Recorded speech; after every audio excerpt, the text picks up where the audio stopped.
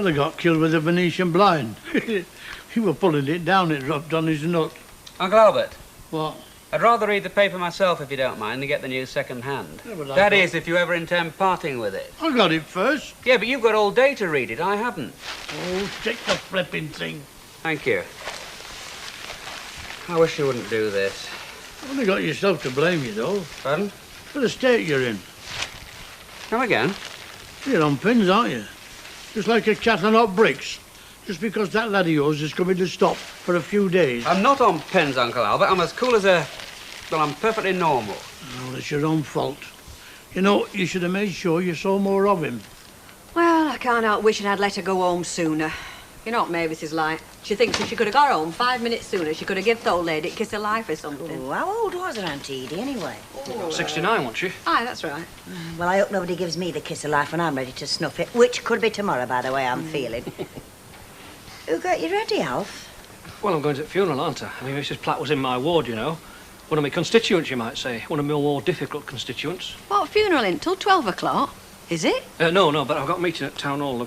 I'll pop back about 11:30 for you. All right, yeah. Alf, you make a smashing undertaker. Everybody says that. Oh, listen, we can think of better things to do than spending the afternoon at a funeral. Well, I'm looking forward to it like a boil on me behind. I still can't believe it, you know. I still can't believe she's dead. Poor Auntie Edie. Poor Auntie Edie. She was rather an old lady, Mavis, well past her prime. And at that age, well, I suppose it isn't unexpected. I could have done something, I'm sure I could. I mean, if only I hadn't left her. If only I'd come home sooner. You couldn't have given her a new heart. But I could have done something, and instead I just left her to... May I say a word, Mavis? I'll never forgive myself, never. I've been rather inclined to burden myself with guilt, quite often without any justification, almost as if I enjoyed blaming myself. Perhaps it did give me a sort of perverse pleasure. Anyway, what I'm trying to say is, you shouldn't do the same. It's pure indulgence, it really is. You've absolutely nothing to blame yourself for as far as your aunt is How do I know I couldn't have done something? I mean, how does anybody know? Here we are, Mavis. I found some ginger nuts. Very tasty, ginger nuts. We always keep some in the biscuit tin at home, you know. Thank you. There we are. You know, you're really going to have to buck up, Mavis. Didn't you, Mrs. Bishop? I've just been telling her that. Your auntie died because her heart stopped, if you see what I mean. And there's nothing anybody could have done about it. The doctor was quite categoric. Absolutely. Mavis? Well, perhaps I'm being a bit silly, a bit self-indulgent, but... It is a form of self-pity, it really is. You begin to enjoy it if you're not careful. Wallow in it. It's like mud to a... Hippopotamus. Yes, and you really don't think I could have, well, helped her even? No. She died quickly and painlessly. I only hope I go the same way. Oh, me too. It's all right, Mavis, I'll go. Thank you, Emily. What for? Well, for coming today, for one thing. I thought you might need a bit of moral support. I do. Well, perhaps not quite so much now. I was being cruel to be kind. Hope I didn't overdo it. Oh, you have to with me. Half measures are no good at all. But I honestly did think that I'd let her down, deserted her. Mavis? Sorry.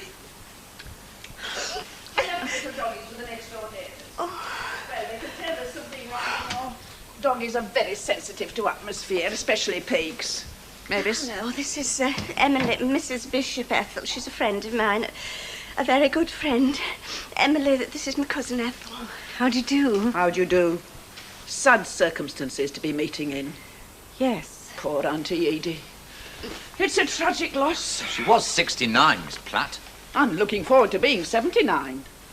She told me not once, but scores of times. Ethel, she said, Ethel, I'm going to live to be a ripe old age, given proper care and attention.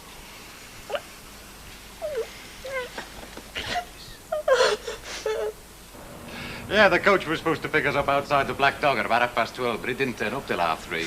So they had 4 hours supping before they started up on the trip. Must have been a good do. It was great by all accounts, yeah. But every man walked onto that coach with his back straight and his head held high. Aye, and then they all went into a coma, I'll The bet. yellers like they took some crates on with them, didn't they? Yeah, I wish I'd been there. Nah, it's out of your league, that, mate. Rubbish! Listen, the last ride-off I went on, we stopped at 15 pubs and we tasted 10 different brews. Now beat that. Aye, what's back in there? You know, get out of bed the wrong side. Yeah, it's like 3 to this morning, you know. They're moody, aren't they, women?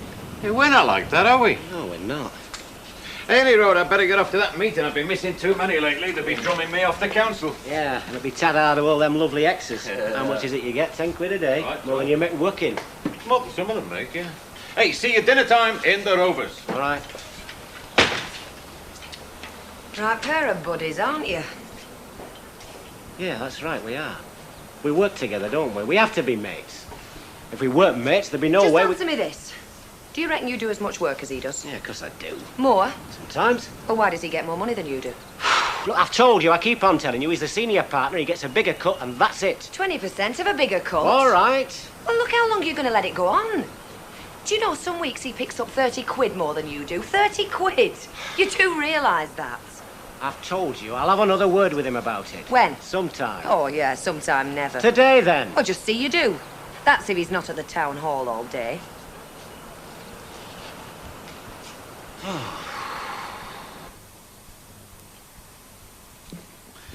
Damn blast and set fire to it. All right, well, I'll be off to the station. Uncle Albert. You absolutely sure you made a kite before? Made dozens when I were a lad. Did they fly? Of course they flew. What do you think I made them do? Sing a song of sixpence? What makes you so sure that Peter wants to fly a kite? Because every lad does. I didn't, particularly. No, well, you always were different, weren't you? You still are, out of step with rest of the world. Yeah, that's who's talking. He's not a guest, you know, Uncle Albert. I mean, it's not as if we're a hotel with a duty to... Look, he's my son, coming up to stay with his dad for a couple of weeks. You're not expect us to turn ourselves into a concert party for his amusement, and if he does, he's going to be disappointed. We've just got to be natural, all of us. Look, I'm making a kite for the lad. And if he doesn't want to fly it, there's plenty does. Me, for instance.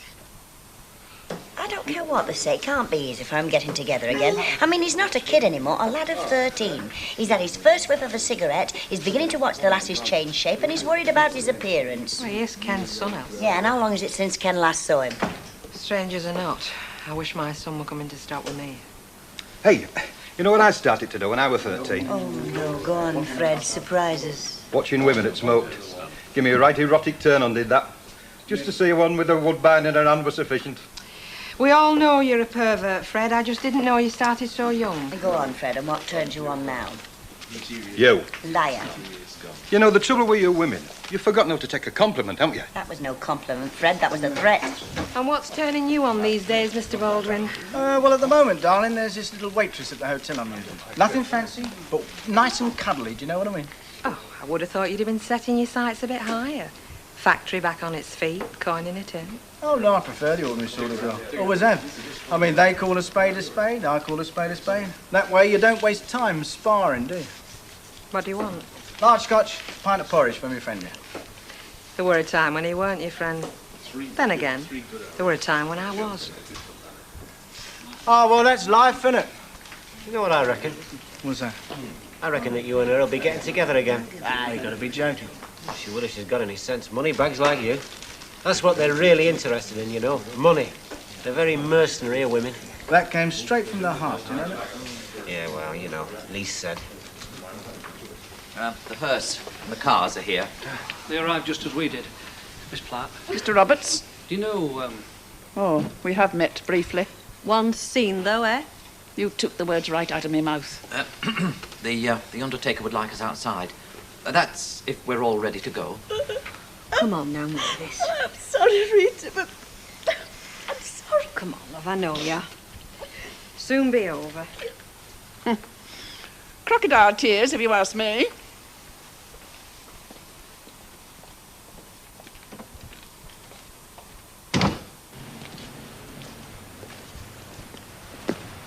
I forgot. Uncle Albert's making you a kite. What? A kite, you know, a thing you fly on the end of a bit of string. Why? Good question. Look, try and show a bit of interest in it, will you? You know, indulge him a little. I know what you mean. Oh. I do it when he comes up to Glasgow. Well, you have to, don't you, with Uncle Albert? Yes, you do. Right, well, here we are. Tatlock Towers. Small like faulty towers. What? You know, on telly. Oh, yeah. Do you watch a lot of telly? Quite a bit. Especially comedy shows. Do you watch much telly? No, not a lot.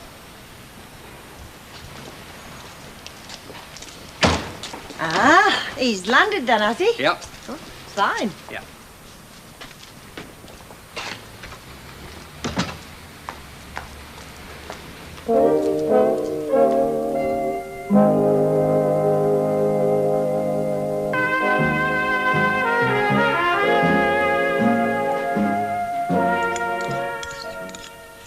Don't scrape the shine off it.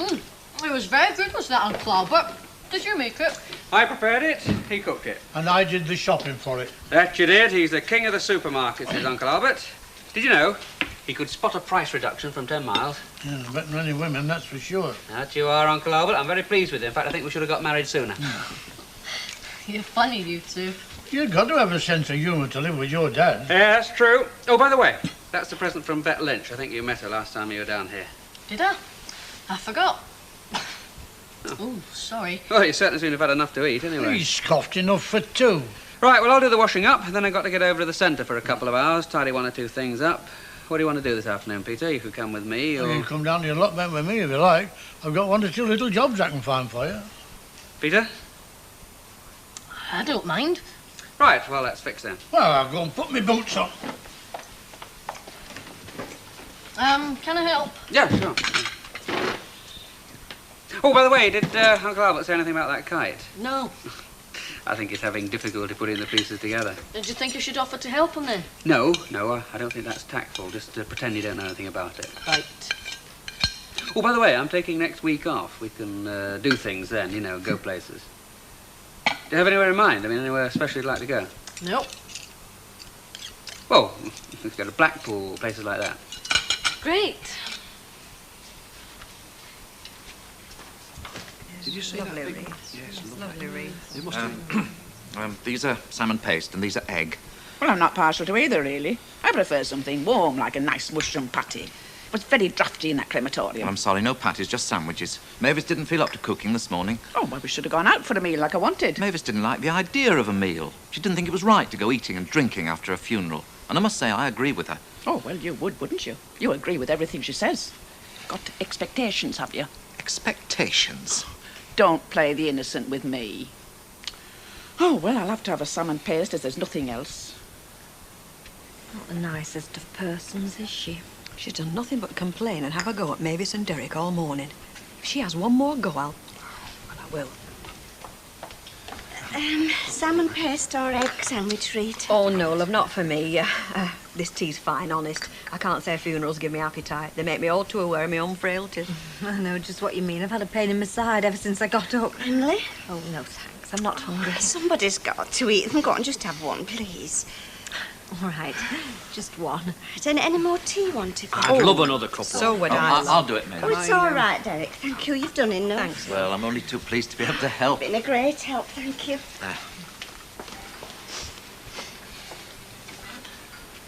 Well, I think it went very well, if these things can go well. Yes, so do I. The minister was very nice. Yes, it was. I presume she did ask to be cremated. Oh, she didn't ask me. She made it clear to Mavis she wanted to be cremated. Oh, well, you'd know, wouldn't you? Well, I think I'd like to be cremated. It's best end to it. I agree. Mavis, are you sure this salmon paste is all right? Yes, I think so. I only opened it this morning. It tastes a bit off to me. Well, mine tastes all right. And so does mine. So does hers. I just said it didn't. I know, I heard you. I don't believe you. You're just trying to cause trouble like you have all morning. Me cause trouble? What about you, then? Who wouldn't let our Mavis away from shop to look after Auntie Edie properly? She looked after a damn sight better than you ever did. No thanks to you. You never give Anne's turn. Why, it wasn't my place. I didn't live here. She did. She were your relation as well. Any road, what's it to do with you? Who looked after Auntie Edie? Stop it. We've just cremated her. We've just cremated Auntie Edith. Stop it, please. I'm sorry, Mavis.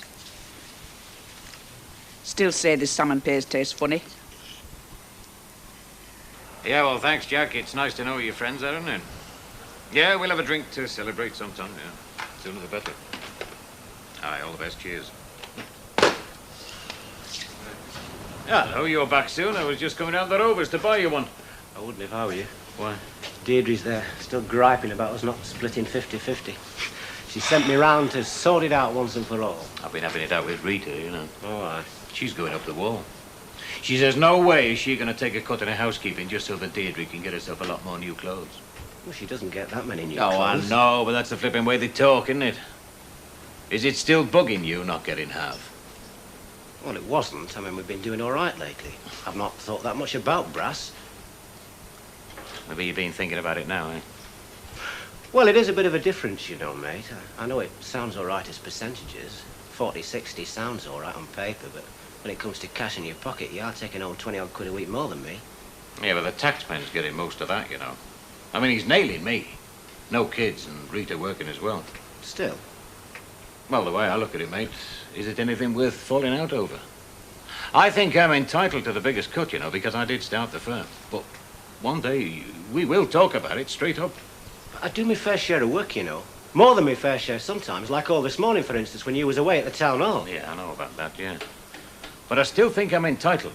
Yeah, so does Rita. It's got nothing to do with her. And by the same token, it's got nothing to do with Deirdre. You know what it says out there? It says Fairclough and Langton on that door. Try telling Deirdre that.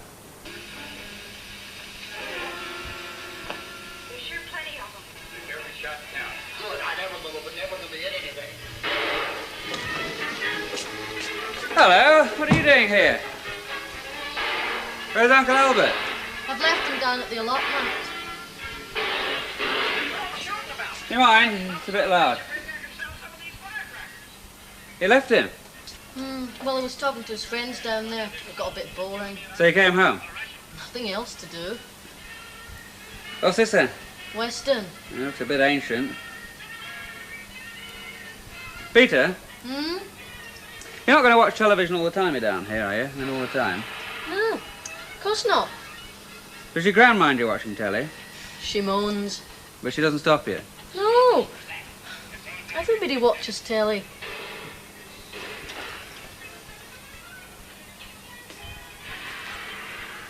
Have you got any hobbies, apart from watching telly? How's your stamp collection coming on? Oh, I've swapped it. What for? The bird book. Birds, eh? The feathered kind, I take it. Yeah. So you're interested in birds now, then? Do you watch them? I mean, are you a bird watcher? You don't seem to be particularly fired with enthusiasm. Oh, I've got loads of books. And I go bird watching every Sunday morning with John Dixon. He's a friend. Look, I'm okay, Dad. Honest. Right, well, I'll make a cup of tea then. I'd rather have pop. Pop it shall be.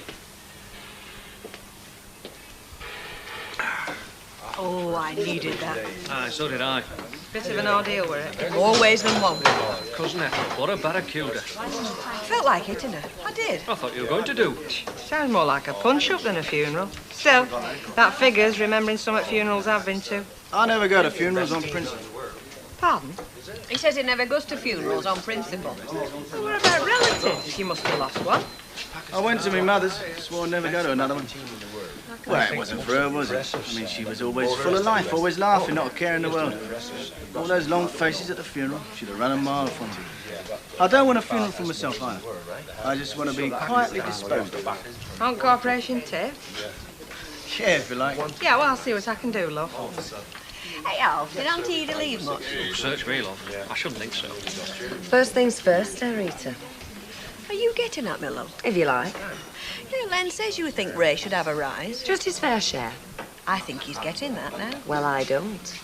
But what can you do about it, love? Len says it's their business. Well, I'll just have to make it my business. So will I, lovey. So will I. No, I'm all in favour of cremation. It's quicker. It saves all that harrowing business round grave. You know, throwing soil and all that. I thought it was a very nice funeral, all things considered, didn't you? Yes, yes, it was. Dignified. Very. I mean, it was the least I could do for her. Make sure... Now, Mavis, I'm sorry. you've no need to reproach yourself. We've established that very firmly. Yes. Oh, there's just one fly in the ointment. Cousin Ethel. Still, no need to let her upset you now. You can tell her to go and take a running jump at herself. I'll tell her if you like. Oh, no, not today. I don't want any more trouble today. No, of course not. Well, I finished washing up, so I'll be off now. I can't leave me little doggies with a comparative stranger a moment longer. They'll only start to mope. Nice tea set, that of Auntie Edie's. Be worth a few pounds these days, I shouldn't wonder. I suppose so. By the way, Mavis, did she leave a will? I didn't like to ask before. I mean, it wouldn't have been proper. I don't know. Oh. Did Auntie not say? No, not to me. Oh, well, we'll have to look into that, won't we, tomorrow? I mean, Auntie wasn't rich, we know, but she wasn't exactly a pauper either. There's this house for a start. Oh, well, I'll be off. Bye-bye, Mavis. Mr. Wilton.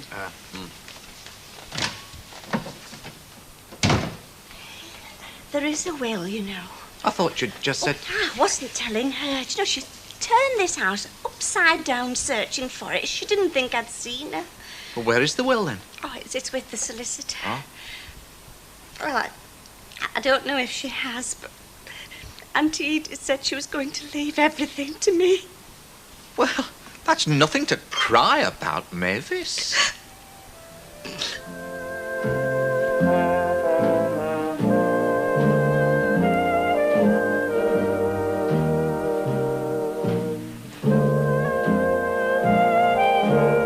Just to remind you, we've a movie for you at 9 tomorrow night here on Plus. Join us for the award-winning A Handful of Dust. And join us tonight. Quick-fire jokes are the stock in trade of the comedians. After the break.